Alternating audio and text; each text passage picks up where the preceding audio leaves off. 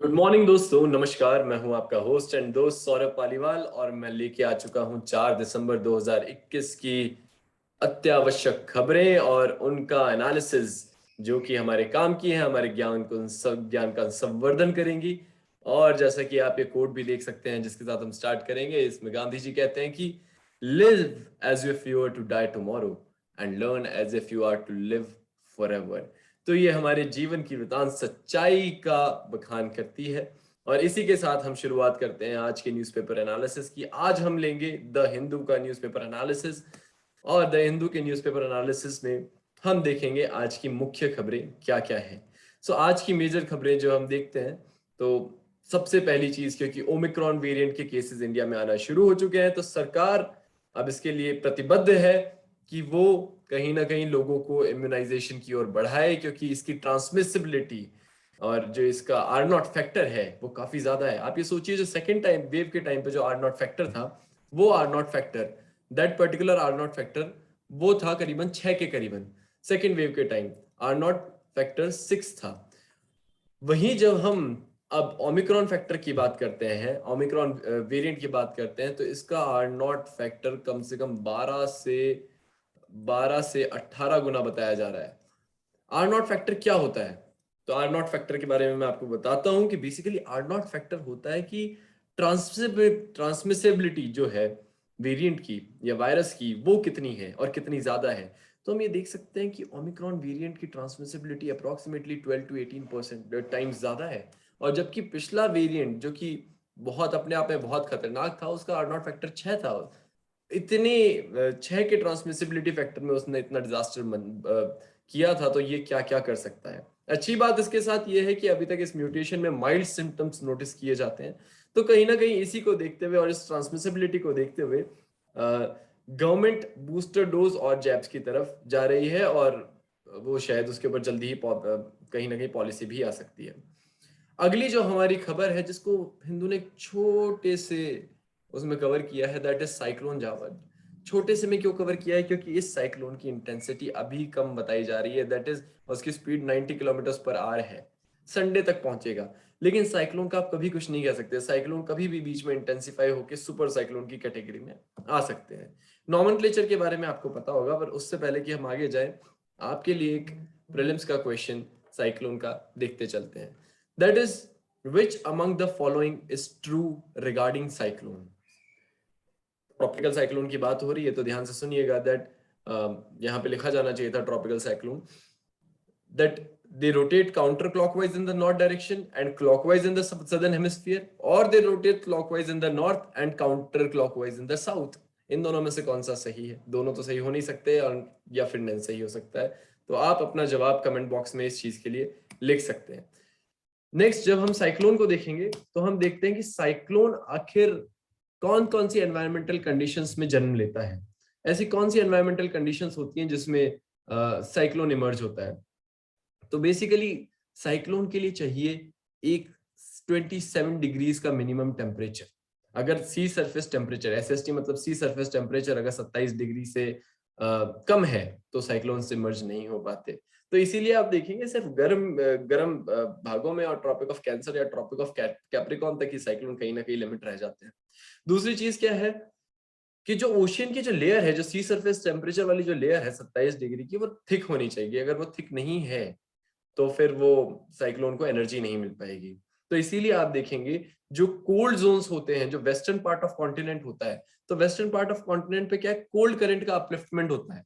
तो cold current के upliftment की वजह से वहां पे जो सी सरफेस टेम्परेचर, तो भले ही वो आप इक्वेटर पे बैठे हुए हैं, पर क्योंकि वहां पे सी सरफेस टेम्परेचर कम है, और सॉरी सी सर जो आपकी सी की थिकनेस है उस टेम्परेचर वाली, वो कम है, तो वहां पे साइक्लोन्स जन्म नहीं लेंगे। इस प्रकार का एक क्वेश्चन यूपीएससी 2015 के अंदर पूछ चुका है। तो आपको ध्यान रखना पड़ेगा कि कहीं ना कहीं आरपीएससी, यूपीएससी, कोई भी स्टेट बोर्ड, पीसीएस आपसे इस तरह का क्वेश्चन पूछ सकता है, क्योंकि ये सबसे इंपॉर्टेंट क्वेश्चन है साइक्लोन का। अगली चीज क्या है? अनस्टेबल एटमॉस्फेयर होना चाहिए with a moist lower middle troposphere. अगर एटमॉस्फेयर स्टेबल है, अच्छा हम बात करते हैं स्टेबल और अनस्टेबल एटमॉस्फेयर एक्चुअली होता क्या है। तो स्टेबल एटमॉस्फेयर का मतलब है जहां पे विंड का अपवर्ड मूवमेंट नहीं है। विंड स्टेबल है। विंड अपवर्ड कब मूव करेगी? जब कन्वेक्शन होगा, कन्वेक्शन क्या होता है, जब सूरज की किरणें धरती पर पड़ती है तो कहीं ना कहीं जो आपके वाटर मॉलिक्यूल्स है, एयर जो है वो वार्म होके वो अपवर्ड राइज करती है, जो अपवर्ड राइज करती है उसको कन्वेक्शन बोलते हैं, और उसको बोलते हैं अनस्टेबिलिटी, इंस्टेबिलिटी। अगर वो चीज नहीं हो रही है, कन्वेक्शन नहीं है, और इसमें सिर्फ सूरज की रोशनी का योगदान नहीं रहता, स्टेबिलिटी और इंस्टेबिलिटी इस पे भी डिपेंड करती है कि हाई प्रेशर एरिया है या लो प्रेशर एरिया है। तो जब हम देखते हैं कि जो हाई प्रेशर एरियाज हैं समुद्र के ऊपर या धरती के ऊपर, वहां पे साइक्लोन इमर्ज नहीं हो सकते, क्योंकि वहां पे आपकी कन्वेक्शन नहीं हुआ, कन्वेक्शन नहीं होगा तो आपकी गर्म जो भाप है समुद्र की वो ऊपर नहीं उठेगी, ऊपर नहीं उठेगी, तो फिर साइक्लोन के बादल कैसे फॉर्म होंगे। So that's the thing. Next चीज है low vertical wind shear. Vertical wind shear जो है वो कम होना चाहिए।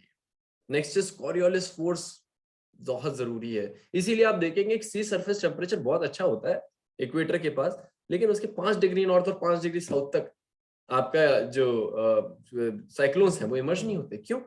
क्योंकि वहां पे कोरियोलिस फोर्स सफिशिएंट नहीं है, और किसी भी बादल बन गए आपके, भाप उड़ गई हवा में, लेकिन उसको गोल गोल घूमने के लिए और एक साइक्लोनिक फॉर्मेशन में आने के लिए तो कहीं ना कहीं कोरियोलिस फोर्स की जरूरत पड़ेगी। और जो मैंने क्वेश्चन पूछा है और जो आपसे कमेंट में आंसर मांगा है वो भी इसीलिए पूछा है कि कोरियोलिस फोर्स की वजह से ट्रॉपिकल साइक्लोन नॉर्थ हेमिस्फीयर में किस तरफ मुड़ेंगे और साउथ हेमिस्फीयर में किस तरफ मुड़ेंगे, ये आपको कमेंट बॉक्स में बताना है।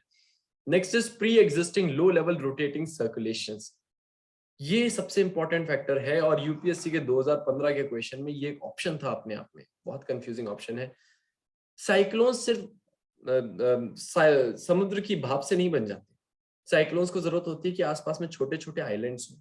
तो छोटे छोटे आइलैंड्स क्या करते हैं, छोटे छोटे आइलैंड्स दरअसल ये करते हैं कि वो समुद्र के टेम्परेचर और लैंड के टेम्परेचर में डिफरेंस होता है, तो हवाएं समुद्र से लैंड की तरफ, लैंड से समुद्र की तरफ फ्लो होती है, और उस टेम्परेचर डिफरेंस की वजह से जो कन्वेक्शन क्रिएट होता है वो एक साइक्लोनिक सर्कुलेशन ले लेता है।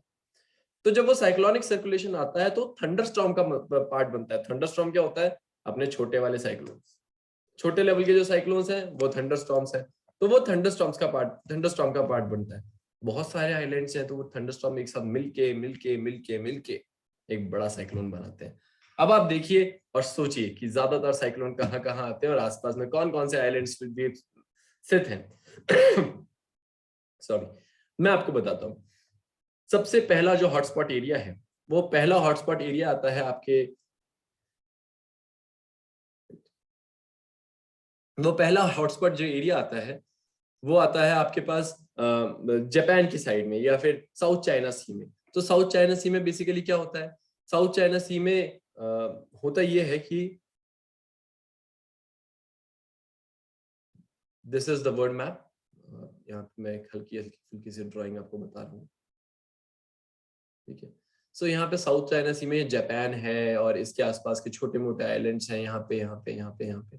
तो इनसे छोटे छोटे छोटे, क्योंकि अब एरिया भी देखिए 5 डिग्री नॉर्थ से ऊपर आ गया। अब 5 डिग्री नॉर्थ से ऊपर का जो ये एरिया है, यहाँ पे आपके बहुत सारे थंडरस्टॉर्म सर्कुलेशन इमर्ज होते हैं, और जब ये थंडरस्टॉर्म सर्कुलेशन इमर्ज होते हैं एक साथ, तो यहाँ पे ये साइक्लोनिक सर्कुलेशन का फॉर्म करते हैं, और ये साइक्लोनिक सर्कुलेशन फिर ये ऐसे करके हिट करता है। सो ये बेसिकली इस वाले पार्ट को इफेक्ट करता है। ये पहला हॉटस्पॉट हुआ। दूसरा हॉटस्पॉट क्या है अपना, दूसरा हॉटस्पॉट आप इधर देखिएगा दूसरी list, this is the American continent, the great American continent. यहाँ आप देखेंगे तो कैरेबियन द्वीप समूह है, छोटा छोटा सा यहाँ पे कैरेबियन द्वीप समूह फैला हुआ है, और यहाँ पे ये आपका सरगासो वाली जो ग्रास वाला सी है ये वो वाला एरिया, और यहाँ पे इसके पास बरमूडा ट्रायंगल और सारा का सारा एरिया वो फैला हुआ है। यहाँ पे 5 डिग्री नॉर्थ के ऊपर आप इधर की साइड से यहाँ ऊपर आ गए, यहाँ पे आपके आइलैंड्स मिल गए आपको बहुत सारे, थंडरस्टॉर्म्स जनरेट हो गए, और इतने सारे आइलैंड्स हैं, इतने सारे आइलैंड्स हैं, बहुत सारे थंडरस्टॉर्म्स मिल जाते हैं। सी सरफेस टेम्परेचर बहुत अच्छा है। क्यों अच्छा है? क्योंकि यहाँ से ये देखिए इधर से आपका अफ्रीका से जो ओशनिक वाटर है, वो ओशनिक वाटर इधर की साइड ट्रेवल कर रहा है अफ्रीका से।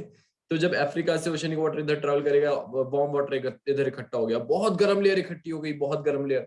तो और जब यहाँ पे बहुत गर्म लेयर इकट्ठी हो गई पानी की, आइलैंड्स भी खूब सारे मिल गए, और उसके बाद देखिए यहाँ पे गल्फ स्ट्रीम चलती है जो कि बहुत फास्ट स्ट्रीम होती है, वो कहीं ना कहीं और एक एडेड एडवांटेज देती है। जब ये सारी चीजें मिल गई तो साइक्लोन बनता है, और साइक्लोन इमर्ज होके फिर ये इधर इधर और इधर हिट करता है।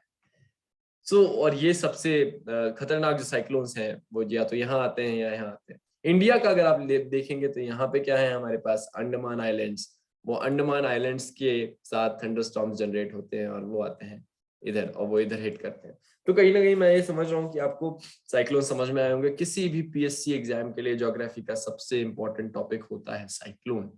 इसके ऊपर हम अलग से डिटेल वीडियो भी करेंगे, ऑल्दो मैंने अभी आपको काफी डिटेल में बताया है। अगर किसी को कोई भी कंफ्यूजन रहा हो तो प्लीज बताइएगा। नेक्स्ट जब हम आएंगे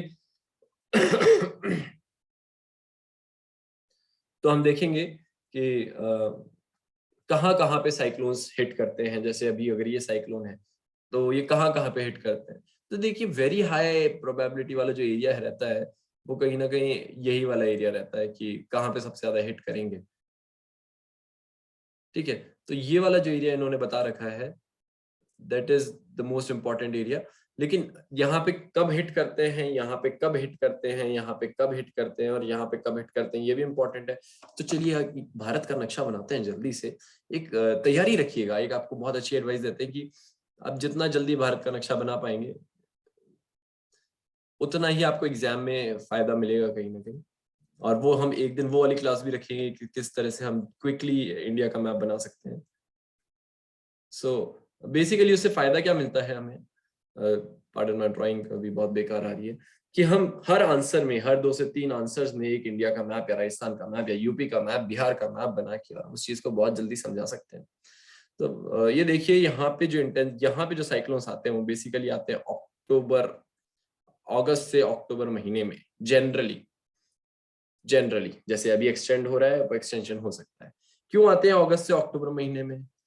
इसलिए आते हैं सी सरफेस टेम्परेचर इनफ वार्म हो जाता है गर्मी में, एक मोटी लेयर जम जाती है। उसके बाद क्या है, कहीं ना कहीं आईटीसीजेड जो है, क्योंकि साइक्लोन्स आपके आईटीसीजेड का वो भी थोड़ा बहुत पीछा कर लेते हैं, तो वो भी इस साइड के कहीं मूव कर रहा होता है और कॉरियोलिस फोर्स अच्छा होता है तो इमर्ज होते हैं साइक्लोन और बहुत अच्छे से टक्कर मारते हैं इस वाले एरिया को। इस वाले एरिया में कब आते हैं साइक्लोन? इस वाले एरिया में आते हैं cyclone generally April to June. बहुत लो इंटेंसिटी साइक्लोन्स आते हैं और थोड़ा बहुत इमर्जेंस होता है और आके हिट करते हैं। इस वाले एरिया में क्यों आते हैं और कब आते हैं? नवंबर दिसंबर। क्यों नवंबर दिसंबर भैया? इस वाले साइक्लोन का रीजन ही अलग है। इस वाले साइक्लोन का रीजन क्या है कि यहाँ पे बरसाती साइक्लोन आते हैं।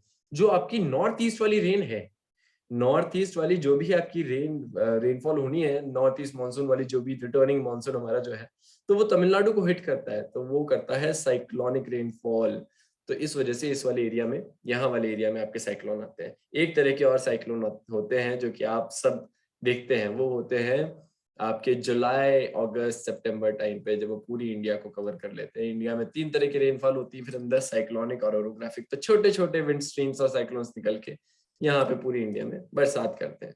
सो दैट्स हाउ आपका साइक्लोनिक सिस्टम वर्क करता है। नेक्स्ट हम देखेंगे अगली खबर। हमने इस पे काफी टाइम लगाया क्योंकि ये टॉपिक बहुत ज्यादा इंपॉर्टेंट था। So next will move towards आपका नेक्स्ट टॉपिक। सो नेक्स्ट जब हम चलते हैं तो हम देखेंगे कि हाँ जी,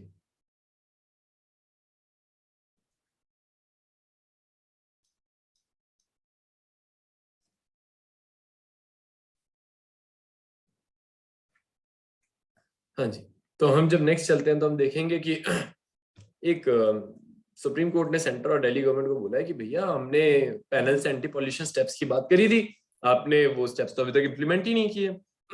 सो बेसिकली किसी भी न्यूज के लिए, क्योंकि न्यूज नहीं होती है लेकिन टॉपिक हमेशा पुराना होता है, ऑलवेज से दैट थिंग। सो इस न्यूज को समझने के लिए हम देखेंगे कि एक्चुअली में सुप्रीम कोर्ट ने कहा क्या था। सुप्रीम कोर्ट ने एक्चुअली एक कमेटी बनाई थी, एक पैनल बनाया था और वो पैनल ने अपनी रिकमेंडेशन दी थी और उस रिकमेंडेशन में उस पैनल ने दिया था एक ग्रेडेड एक्शन प्लान। सो वो ग्रेडेड एक्शन प्लान हमें देखना होगा। तो बेसिकली ग्रेडेड एक्शन प्लान क्या बोलता था? GRAP। अब यहाँ पे ये खुद बोल रहे हैं that GRAP will come into effect from October 15 पर। क्या आ गया? नो वन नोज, अभी तक ढंग से आया नहीं है। तो क्या थे वो स्टेप्स, क्या थे? तो इन्होंने कहा था कि भैया आप उस पे रेगुलर चेकिंग रखो, और जैसे ही जैसे मॉडरेट से ऊपर जाए, पुअर हो जाए, तो पुअर तो दिल्ली में हमेशा ही रहता है, तो पुअर जैसे ही हो जाए तो आप ये वाली चीज कर दो तुरंत प्रभाव से। क्या करोगे आप? periodic mechanized sweeping, enforce Supreme Court order on diversion or cracker ban, deploy police at pre-identified vulnerable area for smooth flow of traffic, use app to inform people and register complaint। ये सब बहुत normal सी चीज है। ये सारा content मैं आपको link में भी प्रोवाइड कराऊंगा, और आप हमारे फेसबुक और इंस्टाग्राम पे भी जुड़ के ये देख सकते हैं कि क्या क्या जो कंटेंट है और जो पूरा अखबार का पिनिंग है वो मैं आपको प्रोवाइड करवाऊंगा, किस तरह से न्यूज पढ़नी होती है। नेक्स्ट इज वेरी पुअर में क्या करना है? डीजल जेनसेट्स का यूज स्टॉप कर देना है, पार्किंग फीस बढ़ा दो। क्या फायदा होगा पार्किंग फीस बढ़ाने से? कि आपके व्हीकल्स लोग यूज करना कम कर देंगे। और सिवियर जोन में आके हॉट मिक्स प्लांट और स्टोन क्रशर पे बैन लगा दो, पब्लिक ट्रांसपोर्ट को इंटेंसिफाई कर दो, और वाटर स्प्रिंकलिंग बढ़ा दो।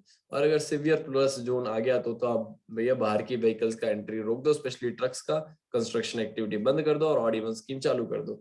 ये ग्रेडेड एक्शन प्लान था, ये अभी तक इतना ज्यादा रोल में आया नहीं है। और दूसरी चीज, अभी तक सरकार इसके लिए इतनी प्रतिबद्ध हुई नहीं है। साथ में कुछ और पॉइंट्स भी दिए थे गवर्नमेंट ने, वो भी अभी तक एनफोर्स नहीं हो पाए। तो सुप्रीम कोर्ट का ये कहना है कि सेंट्रल गवर्नमेंट और दिल्ली गवर्नमेंट जल्दी से इसको एनफोर्स करना सुनिश्चित करें। नेक्स्ट जब हम आते हैं तो हम देखते हैं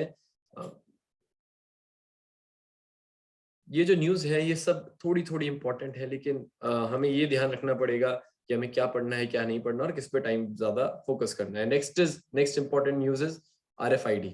तो RFID के लिए सबसे पहले हम देखेंगे RFID का प्रीलिम्स क्वेश्चन। आप कमेंट बॉक्स में नीचे RFID के एक क्वेश्चन का आंसर पोस्ट कर सकते हैं। उसके लिए आपको मैं थोड़ा सा पढ़ाई करने के लिए सजेस्ट करूंगा कि आपको थोड़ी सी पढ़ाई करनी पड़ेगी for that particular thing. So basically the question is consider the following statement regarding RFID tags. It is a two-way communication of identifying tags. It has a limitation of reading one tag only in 1 second. There is no need for line of sight for reading the tags. ये 3 statement हैं, आपको बताना है इनमें से कौन सा सही है। और इसके लिए आपको थोड़ा सा RFID के बारे में पढ़ना पड़ेगा। थोड़ी डिटेल मैं दूंगा, थोड़ा आप पढ़ेंगे और इसका आंसर बताइएगा, और मैं इसका डिटेल्ड एक्सप्लेनेशन भी आपको लिंक में प्रोवाइड करवाऊंगा।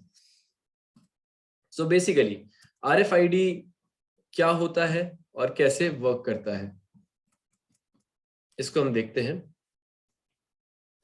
बेसिक RFID सिस्टम क्या होता है कि एक आपका RFID टैग है जो कि attached to assets to transmit store data to the antenna. वो एंटीना को अपना स्टोर डेटा ट्रांसमिट करता है। वो RFID जो टैग है वो किस एसेट पे लगा हुआ है? सबसे बड़ा एग्जांपल, आप कार चलाते हैं, टोल्स पे जाते हैं, वहां पे जो फास्ट टैग लगा हुआ है वो RFID टैग है। RFID tag basically radio waves पे वर्क करता है। सो ये उस एंटीना को अपनी इंफॉर्मेशन ट्रांसमिट करता है, एंटीना से स्टोर डेटा को रीड करता है, और RFID जो रीडर है उसको डेटा ट्रांसमिट कर देता है। फिर वो RFID जो रीडर है वो एंटीना से कनेक्टेड है, और वो डेटा रिसीव करता है RFID टैग से, फिर वो एक कंप्यूटर डेटाबेस में चला जाता है, उसका इवैल्यूएशन हो जाता है, स्टोर हो जाता है। और ये सब बहुत ही माइन्यूट मिलीसेकंड्स इसकी प्रोसेस है। तो ये बेसिक RFID का प्रोसेस रहता है। अब RFID 2 तरह के हो सकते हैं साहब। RFID किस किस तरह का हो सकता है? बेसिकली RFID लॉन्ग वाले भी होते हैं, RFID शॉर्ट वाले भी होते हैं, राइट? तो हमें ये देखना पड़ेगा कि लॉन्ग वाले किस किस यूज में आ सकते हैं और शॉर्ट वाले किस किस यूज में आ सकते हैं, क्योंकि बेसिक प्रोबेबल क्वेश्चन जो साइंस के पेपर में आ सकता है वो ये है कि RFID के यूजेस बताइए। आप छोटे छोटे यूजेस सोच लेंगे लेकिन बड़े यूजेस नहीं सोच पाएंगे। तो आप वो विजन वाला जो चीज है, एक लॉन्ग रेंज यूज और शॉर्ट रेंज यूज, 2 तरह की यूज है, आप उनको देखिएगा। कुछ जो चीजें हो रही हैं अभी, वो इसका एग्जांपल एक टोल है, एक हमारे पोर्ट्स पे यूज हो रहा है, सबसे इंपॉर्टेंट चीज, और उसकी ट्रैकिंग और उसके सब पे यूज हो रहा है, तो उसको भी आप एक बार जरूर देखिएगा। नेक्स्ट हम मूव करते हैं Meghalaya high court against checking entry of citizens. तो बेसिकली आप सबने एक ILP का कॉन्सेप्ट सुना होगा, और आप सबने कॉन्स्टिट्यूशन पढ़ा होगा। कॉन्स्टिट्यूशन में आर्टिकल 19 के अंदर हमारा कॉन्स्टिट्यूशन बोलता है कि 6 तरह की फ्रीडम सबको प्रोवाइड की गई है। तो जो 6 तरह की फ्रीडम है उसमें वन ऑफ द फ्रीडम है फ्रीडम ऑफ मूवमेंट। बट हर चीज आती है रीजनेबल रिस्ट्रिक्शन के साथ। Word is reasonable restriction. तो वो रीजनेबल रिस्ट्रिक्शन क्या हो सकते हैं? उसमें से एक चीज है कि जो ट्राइबल एरियाज हैं उनके कल्चर और सारी चीजों को प्रोटेक्ट करने के लिए हम रीजनेबल रिस्ट्रिक्शंस को यूज करते हैं। तो स्टेट गवर्नमेंट ने तो बोला भैया आर्टिकल 19(5) में वो रीजनेबल रिस्ट्रिक्शन दिया हुआ है, हम लगा सकते हैं। बट हाई कोर्ट ने बोला भैया कि रीजनेबल रिस्ट्रिक्शन आखिर है क्या? You have to objectively quantify reasonable restriction. ठीक है। तो बेसिकली हाईकोर्ट ने बड़ा एक स्ट्रॉन्ग स्टेटमेंट दिया। उन्होंने बोला the challenge here is to the validity of the act and the possible draconian manner in which it may be implemented as appropriately apprehended by the petitioners. तो इसका implementation कैसे भी हो सकता है, तो आपको रीजनेबल रेस्ट्रिक्शन देने पड़ेंगे किस किस वजह से आप मेघालय में एंट्री रोकना चाहते हैं। तो this was one of the judgement. आप कोट कर सकते हैं कि किस तरह से हम हमारे लॉ को ऑब्जेक्टिफाइड बना सकते हैं। आप इसको इस पॉइंट को ILP कि उसमें यूज कर सकते हैं। आप इस पॉइंट को जुडिशियल एक्टिविज्म में यूज कर सकते हैं। तो इसको आप बहुत सारी चीजों में यूज कर सकते हैं, किस तरह से जुडिशरी हमारी उसमें हेल्प करती है। नेक्स्ट इज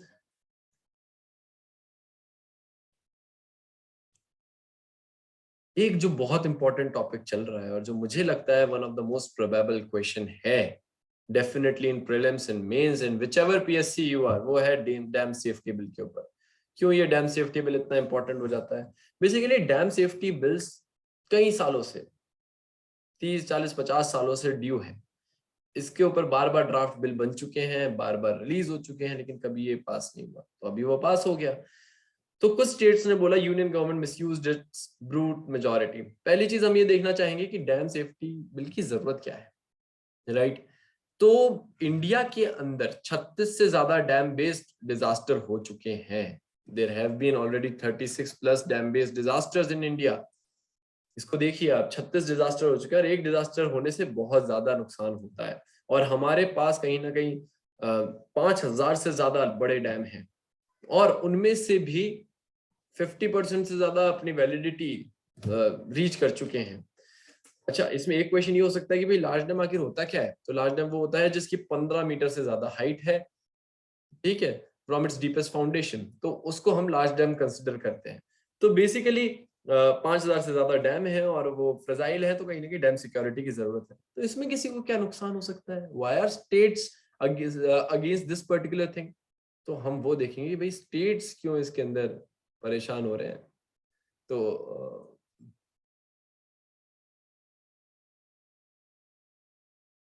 बेसिकली स्टेट्स के परेशान होने के पीछे जो रीजन है, मैं आपका कमेंट सेक्शन एक बार खोल देता हूं इसके अंदर। तो वो जो रीजन बताया है स्टेट्स ने वो है कि भाई तमिलनाडु इसलिए परेशान है कि कहीं ना कहीं केरला इसका नाजायज फायदा उठा लेगा, और बाकी के स्टेट्स इसलिए परेशान है कि यूनियन गवर्नमेंट ने हमारे जो लॉ का क्षेत्र है, क्योंकि ये लॉ बनाना किसका काम है? ये लॉ बनाना काम है स्टेट गवर्नमेंट्स का, क्योंकि water is a state subject. तो कहीं ना कहीं यूनियन गवर्नमेंट ने उसके ऊपर अपना हक जमा दिया है और हमारी उसमें इंटरवीन किया है। तो ये सबसे बेसिक ऑब्जेक्शन आ रहा है और उस ऑब्जेक्शन को हम पढ़ लेते हैं एक बार। Wait a second. हाँ, so basically it says objections to the bills are twofold, one of which is that there's a problem I guess herein. Since water comes under the state list, it is an unconstitutional move. भैया बात मान ली आपकी, तो चलो सब साथ में मिलके कर लेते हैं। लेकिन बाकी लोगों को क्या परेशानी है कि भाई, और दूसरी चीज क्या परेशानी क्या है कि आपका जो representative of central water commission as a member of NCDS would mean, क्योंकि एक सेंट्रल वाटर कमीशन का मेंबर भी रहेगा उसके अंदर, तो उसका मतलब ये हो जाएगा कि it will function as adviser and regulator which is impermissible, क्योंकि वो तो एक अलग बॉडी है और उसका रिप्रेजेंटेटिव आप इसमें कैसे डाल सकते हो? तमिलनाडु का क्या कंसर्न है? तमिलनाडु का कंसर्न है सेक्शन 23(1) से। वो बोलता है कि if dam of one state fall, क्योंकि अभी तक जो प्रोविजन था वो ये था कि अगर तमिलनाडु का कोई, अगर केरला में कोई डैम है लेकिन तमिलनाडु का उस डैम पे हक है, उसकी अथॉरिटी है, क्योंकि लॉन्ग टाइम पहले उसने बनवाया था, तो उसका हक उसके ऊपर रहेगा। उस स्टेट की बॉडी ही उस डैम को कंट्रोल करेगी। लेकिन अब इस सेक्शन से क्या हो गया कि अगर एक स्टेट का डैम दूसरे स्टेट में फॉल करता है, जैसे कि जो एक 2-3 जो डैम है मेजर एग्जांपल, स्पेशली मुल्ला पेरियार, परम्बिकुलम, थनकावेड्डू और पेरुवरलीपलम, ये चारों डैम्स जो हैं केरला की बाउंड्री में फॉल करते हैं और लेकिन है तमिलनाडु के। तो अब तक क्या था, तमिलनाडु स्टेट गवर्नमेंट उसको होल्ड करती थी और उसको ओन करती थी। अब क्या हो जाएगा कि सेंट्रल गवर्नमेंट उसके ऊपर अथॉरिटी लेके आ जाएगी। क्यों? ताकि इंटरस्टेट कॉन्फ्लिक्ट ना हो और कहीं ना कहीं आपके जो एनडीएसए है, नेशनल डैम सेफ्टी अथॉरिटी, वो फंक्शन करेगी स्टेट डैम सेफ्टी ऑर्गेनाइजेशन का। तो आपने स्टेट की पावर लेके नेशनल लेवल पे आप ले, तो इसलिए तमिलनाडु को ये सबसे ज्यादा कंसर्न है। नेक्स्ट मूविंग आता है हमारा, इसी के अंदर आप ये देखिएगा एक ऑब्जेक्टिव क्वेश्चन फॉर्म हो सकता है कि एक डैम है करिकलम, तो एक एमपी है वाइको, उन्होंने ऑब्जर्वेशन दिया कि चोला किंग ने इतना बढ़िया डैम बनाया था 2000 साल पहले, आज तक नहीं टूटा, क्या जरूरत है आपको ऐसे डैम सेफ्टी लाने की, आप कच्चे डैम बना रहे हो, पक्के डैम बनाओ। तो कलानाई उस डैम का नाम है, तो आप ध्यान रखिएगा कलानाई डैम कहाँ पर है, तमिलनाडु में। नेक्स्ट जब हम चलेंगे तो हम चलते हैं हमारे ट्यूटोरियल्स की तरफ। अच्छा, इसमें एक देखिएगा कि कैरियर बैटल ग्रुप्स का यहाँ पे नाम आया है कि ईस्टर्न फ्लीट जो है उसके पास भी एक कैरियर बैटल ग्रुप होगा। तो कैरियर बैटल ग्रुप क्या होता है basically, it is a naval fleet consisting of an aircraft carrier capital ship and it's large number of Escorts together defining the group. मुद्दे की बात है, एक कैरियर बैटल ग्रुप मतलब एक एयरक्राफ्ट कैरियर है, उसके आसपास में उसके चेले चपाटे हैं। चेले चपाटों में कौन कौन आ जाएगा, आपकी एक स्टील कोई सबमरीन होगी, एक आपका वॉरशिप होगा, 2-3 वॉरशिप्स होंगे और नेविगेटर्स वगैरह होंगे। तो ये सारा ग्रुप मिला के एक कैरियर बैटल ग्रुप बन जाता है। नेक्स्ट जब हम चलेंगे तो हम बात करेंगे पीक एंड पेट्यूलेंस की। तो पीक एंड पेट्यूलेंस बेसिकली क्या होता है, हमने कल के वीडियो में भी बात करी थी डिटेल में, आप उस पर जाके उसको देख सकते हैं कि एक डिफॉल्ट बेल होती है। इसमें ध्यान देने वाली बात यह है कि डिफॉल्ट बेल होती है और डिफॉल्ट बेल वाला जो सिस्टम है वो तब आता है जब इन्वेस्टिगेटिव एजेंसी स्टिपुलेटेड टाइम में कोई भी फाइनल रिपोर्ट परस्यू करने में चूक जाती है और एक टाइम से ज्यादा हम किसी को भी प्रिवेंटिव डिटेंशन या जुडिशियल कस्टडी में नहीं रख सकते, तो हम उसको डिफॉल्ट बेल की तरफ ले जाते हैं। तो इसमें जो ध्यान देने वाली चीज थी वो यही थी। नेक्स्ट इज एक जो प्रीलिम्स की तरफ जाता हुआ क्वेश्चन है कॉरिडोर्स ऑफ डेथ, और जो एनवायरमेंट वाले GS3 में भी आ सकता है ये वाला क्वेश्चन कि क्या कारण है कि आपके एलिफेंट्स की इतनी ज्यादा डेथ हो रही है, और दूसरी चीज कि क्या क्या तरीके अपनाए जा सकते हैं। तो बेसिकली 2 कॉजेस हैं, इलेक्ट्रोक्यूशन एंड ट्रेन हिट। ठीक है, क्या तरीके अपनाए जा सकते हैं, हैंगिंग सोलर पावर्ड फेंसेस। ठीक है, सोलर पावर फेंसेस लगा दीजिए आप। और क्या करेंगे, planting citronella and lemon grasses as done in Golaghat district. तो सिट्रोनेला और लेमन ग्रासेस क्या करती हैं, जो एलिफेंट्स हैं उनको डिटर करती है उस एरिया में ज्यादा रहने और सब करने से, कि उसकी स्मेल है वो इस टाइप से आ जाती है। तो इस वजह से एलिफेंट्स वहां से चले जाते हैं। तो इस तरह के क्रिएटिव मैकेनिज्म्स अपनाए जा सकते हैं। नेक्स्ट हम आते हैं recast this apples and oranges ranking method. Basically ये जो आर्टिकल है ये लिखा गया है स्टेट फंडेड जो आपके हायर एजुकेशनल ऑर्गेनाइजेशंस हैं और सेंट्रल फंडेड ऑर्गेनाइजेशंस हैं उन सब में उनके बीच में डिफरेंस बताते हुए। तो ये कहता है कि आपकी रैंकिंग मेथड जो है वो सही नहीं है। आपकी रैंकिंग मेथड इस चीज को ध्यान में नहीं रखती कि किसके पास कितने फाइनेंशियल रिसोर्सेज हैं। Point number 1, financial resources not undertaken. दूसरी चीज, कैपेसिटी बिल्डिंग कितनी है कितनी नहीं है। तीसरी चीज, रिक्रूटमेंट की क्वालिटी है क्या नहीं है। तो बिना आपकी फैसिलिटीज के बस वो आउटकम्स पे ध्यान दे रही है। तो हमारा उद्देश्य क्या है भैया, यहाँ पे हमारा उद्देश्य ये है कि हम देखें सबसे पहले तो क्या पैरामीटर्स होते हैं। सो बेसिकली क्या पैरामीटर्स होते हैं उसके हम देखेंगे।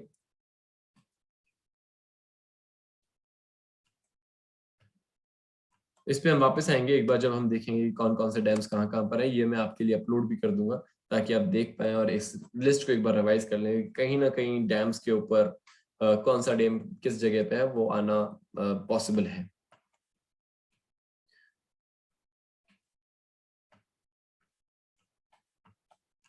NIRF रैंकिंग्स की जब हम बात करते हैं तो NIRF रैंकिंग्स में 5 पैरामीटर्स बताए गए।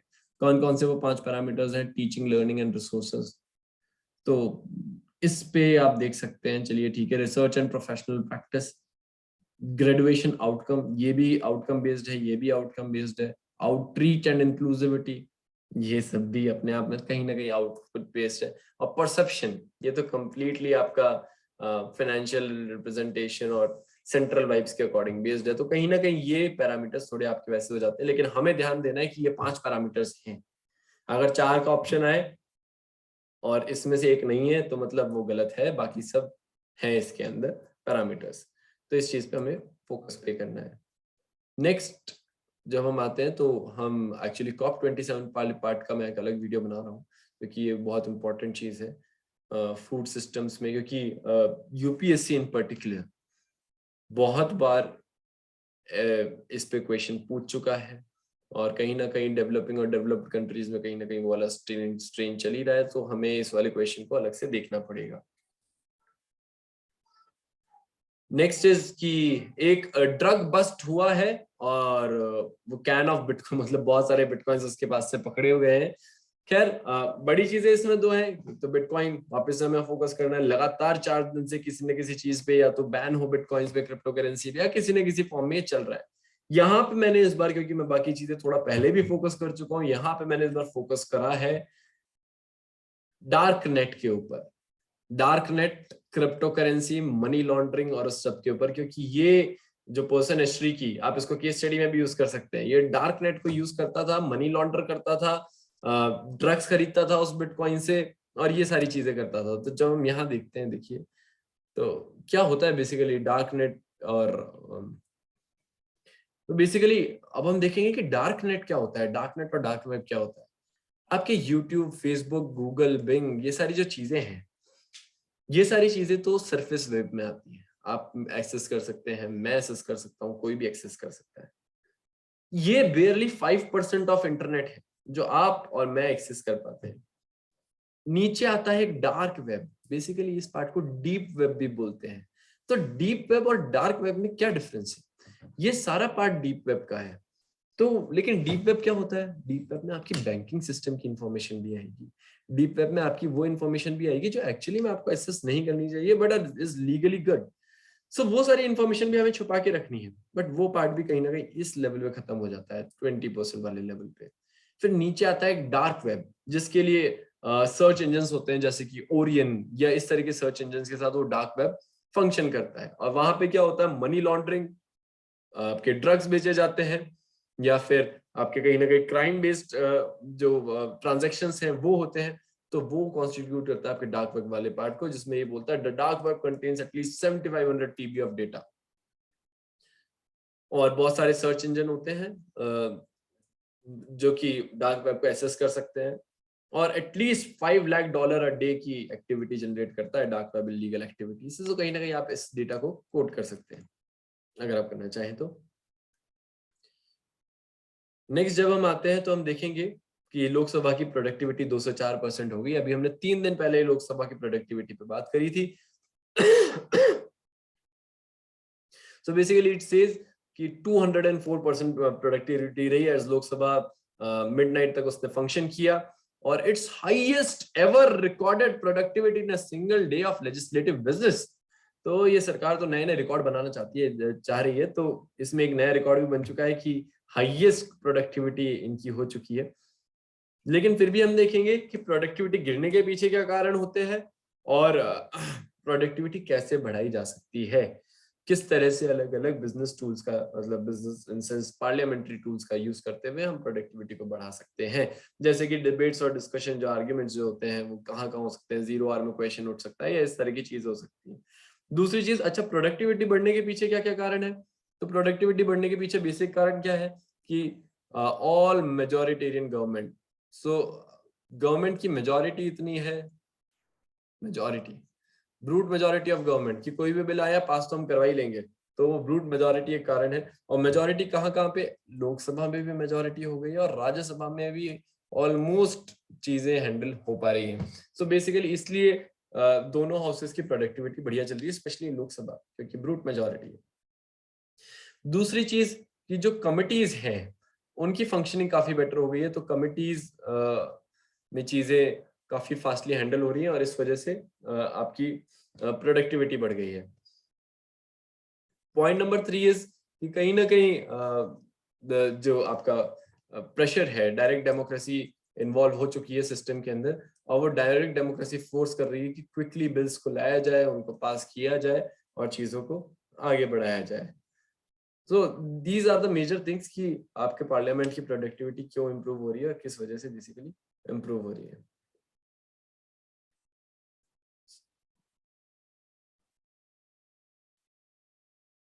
अगेन कमिंग बैक,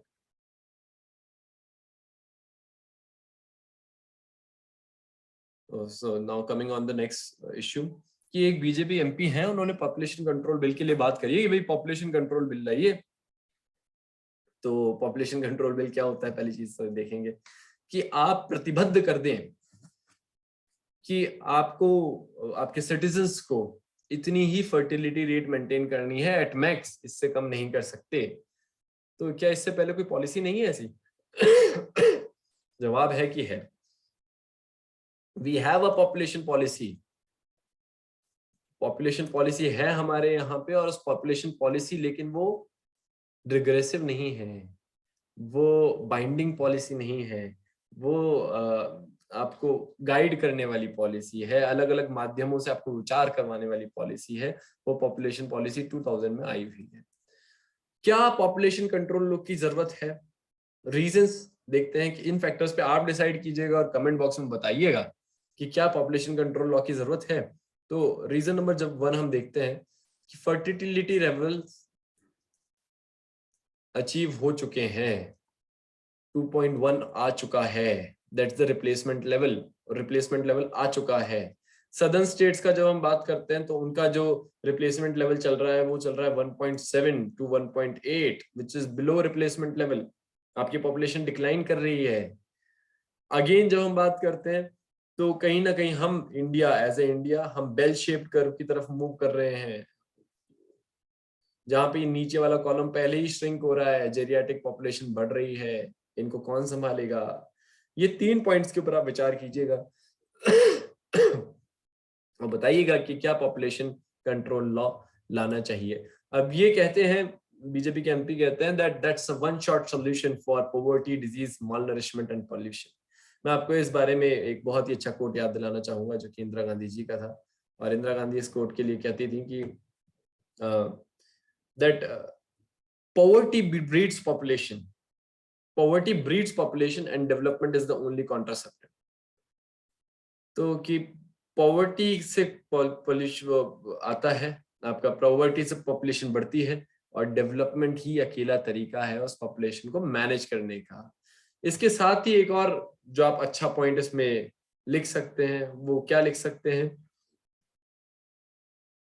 कि ओवर पॉपुलेशन नहीं चाहिए हमें, हमें अंडर पॉपुलेशन नहीं चाहिए, हमें चाहिए ऑप्टिमम पॉपुलेशन। और आप जानते हैं सर्विस सेक्टर के इस टाइम पे पॉपुलेशन ही सबसे बड़ा रिसोर्स है। तो आपको आपकी जो पॉपुलेशन है उसको ऑप्टिमम पॉपुलेशन बनाने के लिए उसकी स्किल्स पे फोकस करना पड़ेगा, उसकी कैपेसिटी बिल्डिंग पे फोकस करना पड़ेगा, उसको अपॉर्चुनिटीज प्रोवाइड करवानी पड़ेगी। तो देखिए पॉपुलेशन कितने कमाल करती है।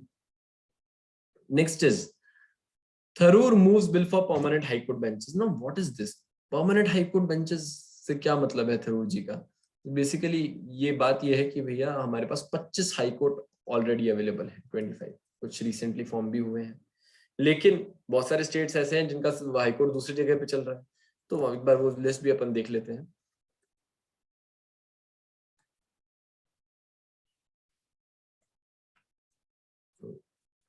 This is the list. तो बेसिकली ये तो शायद 20 हाईकोर्ट्स के आसपास की लिस्ट आई है, लेकिन 25 हाईकोर्ट हमारे पास है। तो पहला काम आपको क्या करना है कि इस लिस्ट को देखना है, ये मैं डालूंगा 25 के 25 की लिस्ट डालूंगा और आपको देखना है कि कौन कौन से स्टेट का हाईकोर्ट है और उसकी बेंच कहाँ पर है। ये एक इम्पॉर्टेंट चीज आती है, इन्फोग्राफिक्स के थ्रू आपको जल्दी याद भी होगा, आप उसको देखिएगा। और वो कौन कौन से स्टेट्स हैं जिनमें हाईकोर्ट नहीं है। तो उन स्टेट्स के लिए ये बोल रहे हैं कि कम से कम हाईकोर्ट नहीं दे रहे आप वहां पे मत दो, because that may not be sustainable, but वहां पे परमानेंट हाईकोर्ट बेंचेस आप लेके आओ। परमानेंट हाईकोर्ट बेंचेस कैसे हो सकती है?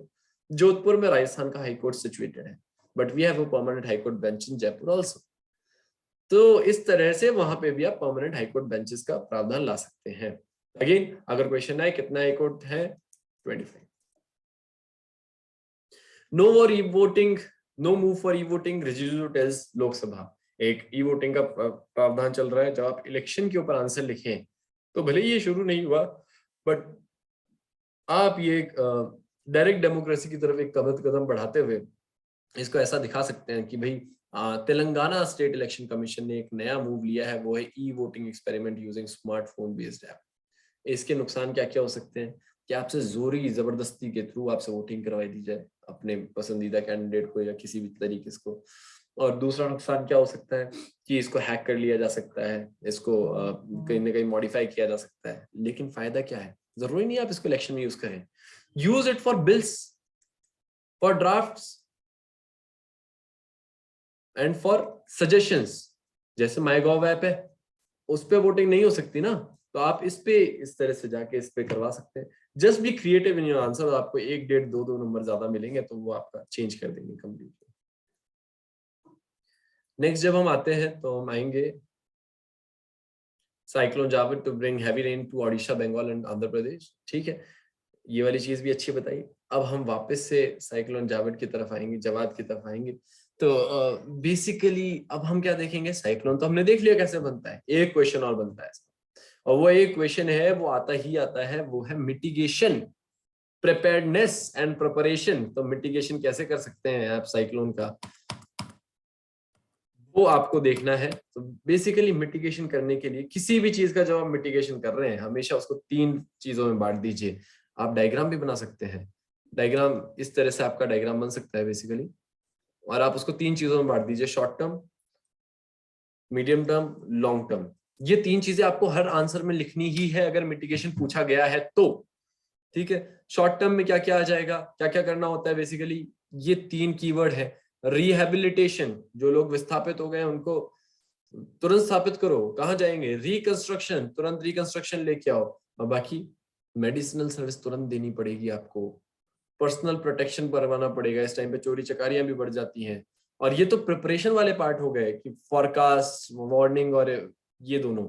अगर आपने ये तुरंत दे पाए तो ठीक है, नहीं दे पाए तो आगे चल के इवैक्यूएट करो, बचाओ लोगों को, रिकंस्ट्रक्शन करो, रिहेबिलिटेशन करो।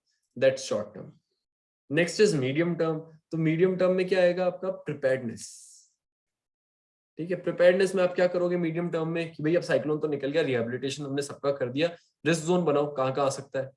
हाउसिंग, रेजिस्टेंस हाउसिंग करो जैसे जापान में हो रखी है, सेफ शेल्टर्स बनाओ, वार्निंग सिस्टम को मजबूत करोगे कि पिछली बार आप ढंग से दे नहीं पाए थे। आप इसका ध्यान दीजिए, इसके ऊपर केस स्टडी जरूर लिखिएगा कि 1996 या 1998 का जो साइक्लोन था, शायद 1999 का वो साइक्लोन था, उसमें कितनी डेथ्स हुई थी, अप्रोक्सीमेटली 2 लाख डेथ्स। क्योंकि सूचना 24 घंटे पहले पहुंची थी, जबकि सेम जब 2016 में इससे भी ज्यादा इंटेंसिटी का साइक्लोन सेम जगह पे आया तो हमारी जो डेथ के फिगर्स थे वो टेंस में थे, शायद 20, 15, 20 कुछ इस साइड से। मैं ये नहीं बोल रहा कि हमें 15, 20 को भी कम करना है, बट इतना करना हो गया था कि यहाँ पे इंफॉर्मेशन 5 दिन पहले आई थी। तो बेसिकली ये हम एग्जांपल दे सकते हैं साइक्लोन वार्निंग कितना इंपॉर्टेंट है। तो क्राइसिस रिलीफ और डिजास्टर रेजिलियंस की बात कर सकते हैं मीडियम टर्म में।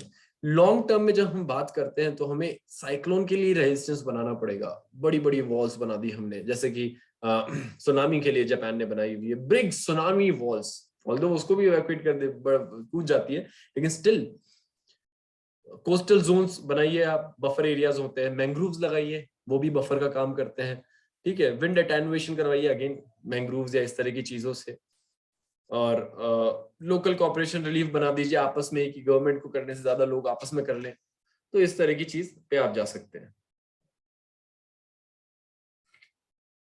नेक्स्ट जब हम आएंगे तो हम देखेंगे कि एनडीआरएफ ने बोला है कि हमने एडिक्वेट नंबर ऑफ टीम लगा दी। देखिए ना, ये तो हो गई न्यूज। अब आप इसका एनालिसिस, तो मिटिगेशन वाला पार्ट था, उसको जरूर ध्यान रखिएगा।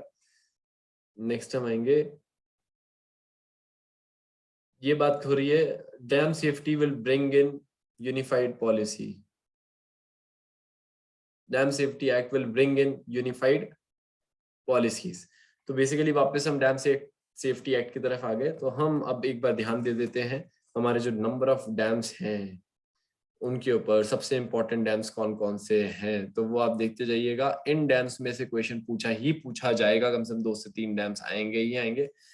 तो अपन देखते हुए चलते हैं चीजें कहाँ कहाँ पर कौन कौन सा डैम है। ऊपर देख लीजिए, नॉर्थ टू साउथ भी अपन चलते हुए जाते हैं। सलाल प्रोजेक्ट है, ये पाकिस्तान के साथ कहीं ना कहीं उसमें रहता कॉन्फ्लिक्ट में, सलाल और किशनगंगा प्रोजेक्ट, क्योंकि इंडस रिवर को हम बांध नहीं सकते, तो कहीं ना कहीं पाकिस्तान उस पर बार बार कॉन्फ्लिक्ट, लेकिन ये run of the river projects रहते हैं ज्यादा से ज्यादा थोड़े बहुत। डेनिस Chamera, Bhakra Nangal, one of the famous dams. उसके बाद आता है कोटा, जो चंबल परियोजना है, चंबल परियोजना पे 4 डैम्स बने हुए हैं, गांधी सागर, राणा प्रताप सागर, कोटा बैराज, एक बीच में जवाहर सागर भी आता है। तो ये 4 डैम्स ऐसे लाइन से बने हुए हैं। और कोटा बैराज में, यहाँ पे बैराज का मतलब होता है ऑलमोस्ट सारे पानी को होल्ड करके यहाँ से आपने एक परियोजना निकाल दी। इधर की साइड जब आप डैम्स को देखेंगे तो इधर मेजरली दामोदर परियोजना के डैम्स रहेंगे, और लाइन से दामोदर परियोजना के डैम्स आते हैं। तो इसको जब आप देखेंगे तो मैथन हो गया, पंचेत हो गया, ये सब दामोदर के डैम से है ना। बोकारो, ऑल्दो बोकारो वाला जो डैम है वो स्वर्ण रेखा के आसपास कहीं बना हुआ है। रिहंद, जो आपका रिहंद डैम है, इस पे गोविंद वल्लभ पंत सागर बना हुआ है, तो इसको भी आप देखिएगा। ये भी एक बहुत इंपॉर्टेंट डैम है जहां से बहुत सारी सिंचाई परियोजना निकलती है। गोविंद वल्लभ पंत सागर यहाँ पे है। सदर्न डैम्स बहुत ज्यादा इंपॉर्टेंट हो जाते हैं कहीं ना कहीं, स्पेशली कावेरी के ऊपर जो डैम्स है ना, तो उसके ऊपर अपन को ध्यान देने की बहुत ज्यादा जरूरत है। तो कावेरी तो कोई डैम है नहीं, इन्होंने कावेरी लिख दिया है यहाँ पे। पेरियार जो डैम है आपका, ये कावेरी पे नहीं है। पेरियार डैम पेरियार रिवर पे है, उसका आपको ध्यान रखना है, और वेस्टर्न घाट्स के साइड में फ्लो करती है। कृष्णा के ऊपर जो जो डैम है वो देख लीजिए। एक्चुअली घाट प्रभा तो अपने आप में नदी का नाम है, तो यहाँ पे एक डैम है, तुंगभद्रा पे एक डैम है। तो बेसिकली आपको डैम्स की लिस्ट देखनी है, तो डैम्स की लिस्ट एक अपन बेटर तरीके से देख सकते हैं, दैट इज दिस। कौन कौन सा डैम है, कहाँ कहाँ पर डैम है और किस जगह पे है। चमेरा है आपका, रावी पे है, इडुक्की पेरियार पे, मुल्शी मूला पे। इस तरह से आप डैम्स की पूरी लिस्ट है, इसको आप डैम्स को कवर कर सकते हैं, और ये इंपॉर्टेंट डैम्स है तो इसके ऊपर ध्यान देखने की जरूरत रहेगी। नेक्स्ट जो बहुत ही इंपॉर्टेंट न्यूज आती है हमारे पास, वो है इंडिया रिवोक्स पेप्सिकोस पोटैटो पेटेंट। क्या है भाई, एक पेटेंट दे रखा था।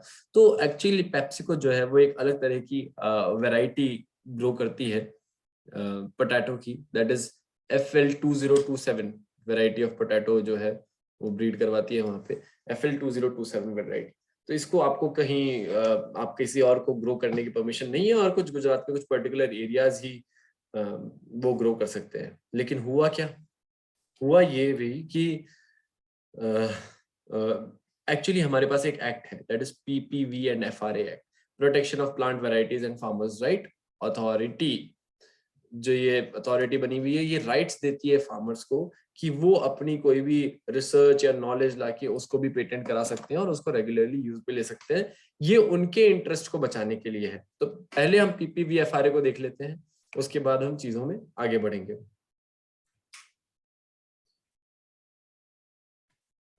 PPV FRA में जो एक सबसे इंपॉर्टेंट चीज आती है, सबसे पहले चीज आपको समरी बताया देता हूँ मैं, कि अगर आपने रजिस्ट्रेशन करवाया है तो वैलिडिटी ऑफ रजिस्ट्रेशन रहेगा 9 साल ट्रीज और वाइन्स के केस में, और 6 साल रहेगा अदर क्रॉप्स के केस में। Registration affords rights to farmers, breeders, researchers, and communities.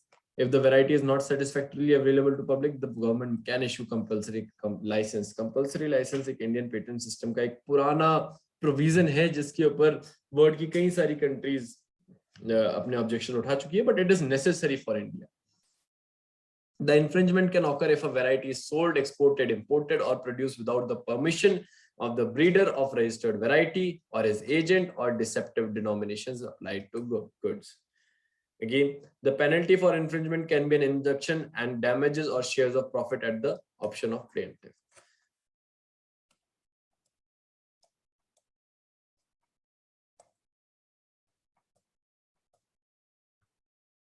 So basically, this was a summary of PPVF and AR की एक्चुअली उसमें क्या हो सकता है। तो बेसिकली ये फार्मर्स राइट्स के लिए एक छोटा सा जो एक्ट बनाया गया था वो है। और तो चलते हैं हमारे नेक्स्ट वर्ड वाले पेज पे, जो कि अपने आप में काफी इंपॉर्टेंट रहता है। तो यहाँ पे वापस से आया है हमारा बैटलिंग ओमिक्रॉन। तो ओमिक्रॉन को कैसे बैटल करना है, तो WHO बोल रहा है कि भाई vaccination is the key to battle Omicron. तो हमें वैक्सीनेशन पे ही फोकस करना पड़ेगा। ये कौन बोल रहा है? WHO। सो बेसिकली जब हम ओमिक्रॉन के बारे में डिटेल्स देखेंगे, क्योंकि अभी तक हमने ओमिक्रॉन की डिटेल्स स्टडी नहीं करी है, तो ओमिक्रॉन को one of the most troubling category of covid variants में रखा गया है। क्यों? ये मैंने स्टार्टिंग में बताया था, इसका आर नोट फैक्टर 12 to 18 तक रेंज करता है। Although studies are still going, but still किन वेरिएंट्स के साथ रखा गया है? डेल्टा प्लस और उसके छोटे जो वेरिएंट्स है अल्फा, बीटा और गामा के साथ। नॉमेनक्लेचर के चेंज कर दिया। अभी तक तो अल्फा, बीटा, गामा, डेल्टा चल रहा था।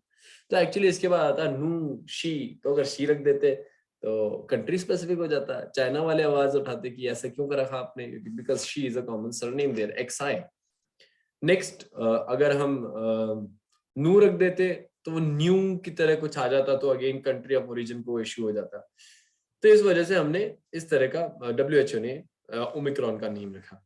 नेक्स्ट सिचुएशन क्या है इंडिया में? इंडिया में सेरो सर्वेलेंस कहता है कि भैया आधी से ज्यादा पॉपुलेशन तो पहले ही किसी ना किसी वेरिएंट को एक्सपोज हो चुकी है। नेक्स्ट इज दैट कि इम्यूनाइजेशन हो चुका है 50% से ज्यादा लोगों को। सेकंड डोज 40% के लोग, करीबन लोगों को दोनों डोज लग चुकी है। 80% कम से कम 1 डोज लेके बैठे हुए हैं। और साइंटिस्ट सोचते हैं कि प्रायर इन्फेक्शन जो है फॉलोड बाय वन और मोर,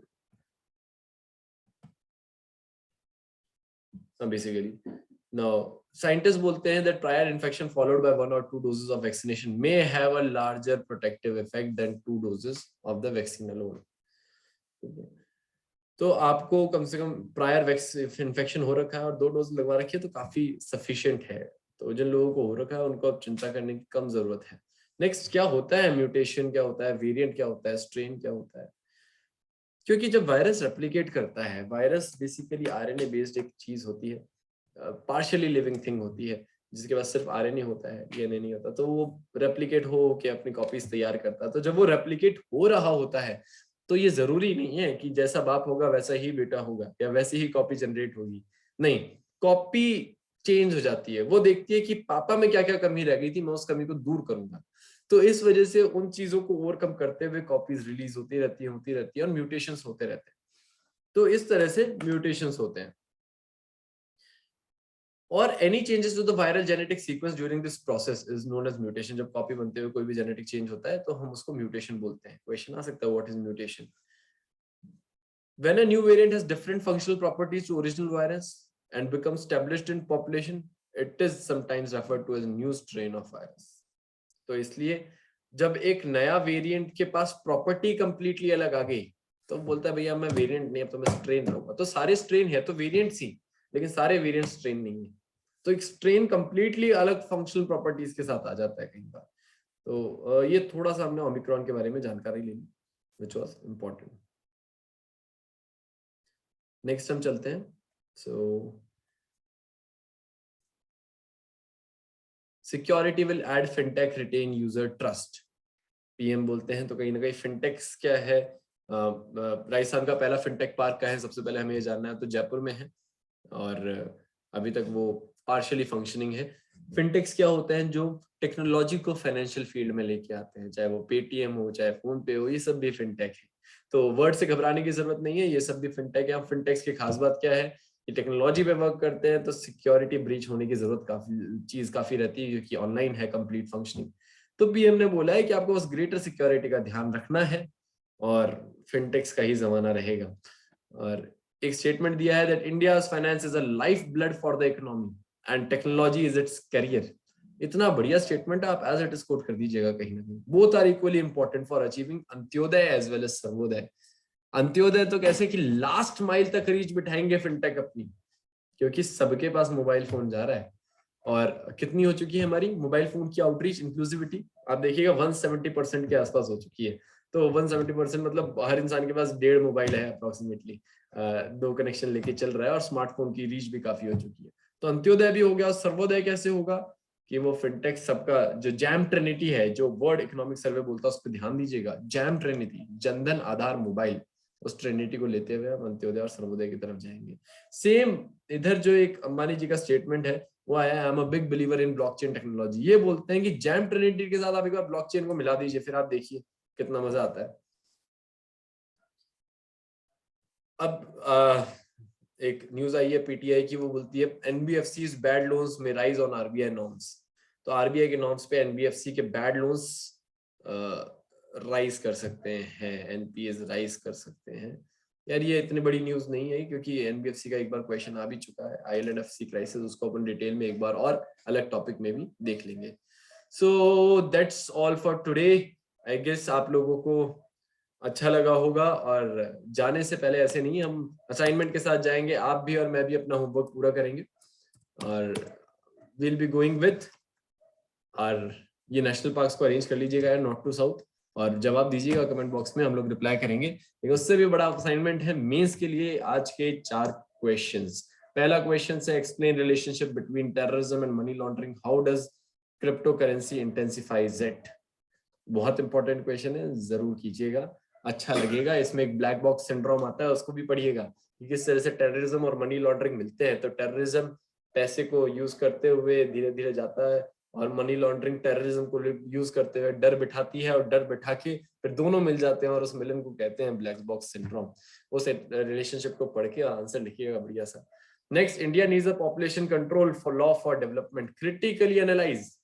2 लाइन में बताइएगा कि क्यों जरूरत है, और बताइएगा कि क्यों जरूरत नहीं है, और किस तरह से चीजें चेंज हुई है। चाइना का एग्जांपल दीजिएगा उसकी पॉपुलेशन कंट्रोल पॉलिसी का, will discuss it in detail. Next, can preamble be amended, cite relevant supreme court judgements. क्या प्रीएम्बल अमेंड हो सकता है?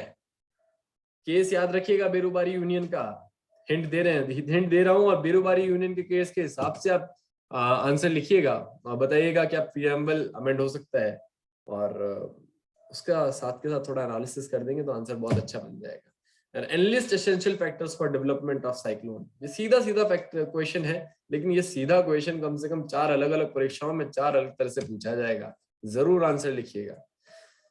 तो आज के लिए अपन इसी बात से आगे चलते हैं, दैट मनसा वाचा कर्मणा, जिसको गांधी जी अंग्रेजी में कहा करते थे, happiness is when what you think, what you say and what you do are in consonance with each other.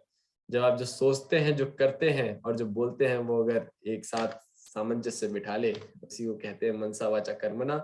इसी के लिए नमस्कार, फिर मुलाकात करेंगे।